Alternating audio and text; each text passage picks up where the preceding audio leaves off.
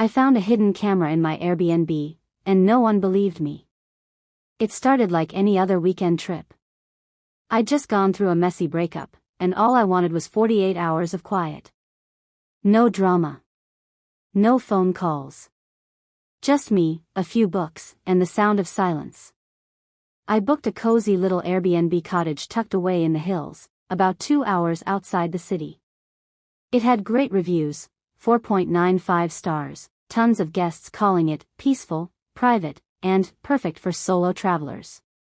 The pictures looked like something out of a Pinterest board: exposed brick, warm lighting, fluffy blankets thrown across a well-made bed.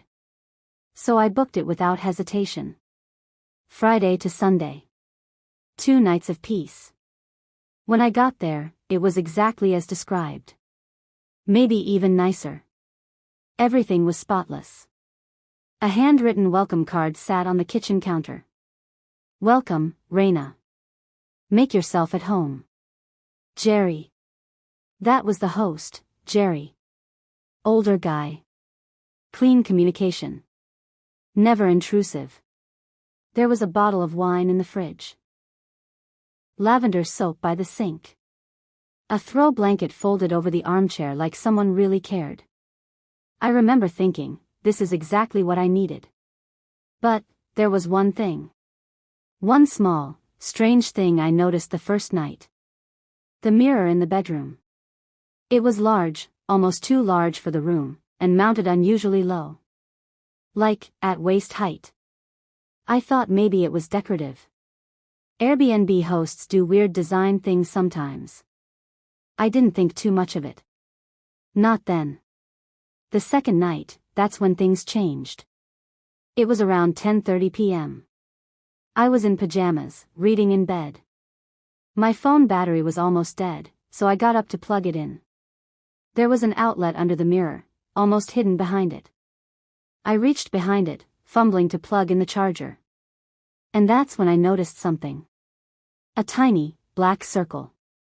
Embedded behind the glass. Like a pinhole. It didn't reflect anything. It just sat there, staring back. I leaned in closer. It wasn't dust. It wasn't a smudge. It was a lens. For a second, my brain couldn't compute. I told myself I was being paranoid. I told myself it was probably nothing.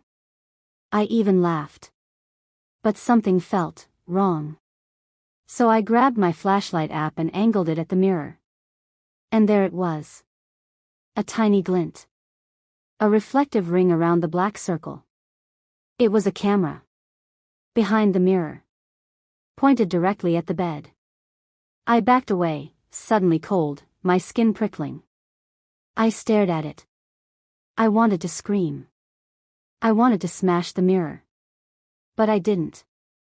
Instead, I grabbed my backpack, my phone, my keys, barely even put shoes on, and I left. I got in my car and drove to the nearest gas station 15 minutes away. Parked under the lights. Sat there. Shaking. I called Airbnb support. And that is where the nightmare really started. I remember sitting in my car, staring at the steering wheel, trying to calm my breathing. I kept glancing at my phone screen, half expecting to see a notification from the host. "Why did you leave? Did you see something?" But there was nothing. So I opened the Airbnb app and clicked Contact Support. It took a few tries, bad signal out there, but eventually I got through to a calm-sounding woman named Kelly. "Hi, thanks for contacting Airbnb. What can I help you with tonight?" I told her everything. That I found a hidden camera behind a mirror. That I was scared. That I'd left immediately. She paused for a moment longer than I liked. "Are you sure it was a camera? Could it have been part of the mirror's mounting?" "I get it. They have a script." But the doubt? It stung. I wasn't calling because of a scratch on a chair. I was calling because I found surveillance equipment pointed at a bed. Still, she filed a report. Said someone would get back to me within 24 hours. I asked if I could speak to someone in security.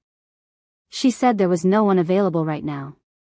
Then she asked if I'd taken pictures. I hadn't. I was so shaken I just ran. I said, I can go back in daylight tomorrow. She said, it's up to you. But we don't recommend entering the property if you feel unsafe. I asked, will the listing be suspended? We'll review it internally. When I checked the next morning, the listing was still live. I didn't sleep that night. I kept picturing myself in that bed. Changing clothes.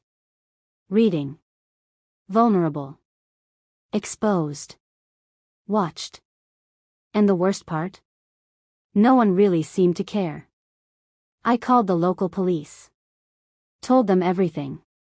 They said unless I had physical evidence or unless I was certain I was recorded, it wasn't a criminal case. They said I could file a report if I wanted, but they didn't seem hopeful anything would come of it. So I went online. I posted a long Reddit thread. Shared my story on a few Airbnb-related forums. Even posted a short TikTok video showing a drawing of what I saw, since I didn't have photos. I wasn't looking for views. I just wanted someone to say, you're not crazy. This happens. Some people believed me. But the comments section? This sounds fake. Why didn't you take a picture if it was real? Clout chaser. Another Karen trying to ruin a man's business. I sat in my apartment, watching my notifications explode, and I felt empty. Like screaming into a void. But then something unexpected happened. I got a message from a girl named Elise. She said she saw my Reddit post. That she'd stayed in the same Airbnb 6 months earlier. And guess what? She noticed the same weird mirror. Same black dot. She thought it was just odd. She had no idea what to do with the feeling. Then another message came. And another. 5 people. All women. All said they stayed there. All said they felt watched. Some said they felt chills at night. One said she had dreams of being watched through a wall. None of them had proof. None of them spoke up. Until now. I cried reading their messages. Not because it helped me feel right. But because it meant I wasn't alone. A few days later, I went back. Not alone. I contacted a local journalist who'd seen my post and asked if I wanted to pursue it. They brought a small investigative team, with thermal imaging equipment and a legal observer. I also brought a friend. I wasn't walking into that place by myself again. The host wasn't there. We used the access code from my previous reservation, still active. The house looked just the same. Too perfect. We went straight to the bedroom. The mirror was still there. This time, we unscrewed it from the wall. And behind it? A small recessed compartment. Wires. A lens the size of a dime. Music, dropped to silence, then sharp note. One of the crew quietly said, yeah, that's a surveillance setup. They filmed it. Took photos. Documented everything. The police came that evening with a search warrant. The host, Jerry, was arrested the following week. Turns out, there were multiple listings in his name. All with unusually placed mirrors. And footage recovered from hidden SD cards. Airbnb? They removed the listing, eventually. Sent me an apology email. We take guest safety very seriously. Thank you for bringing this to our attention.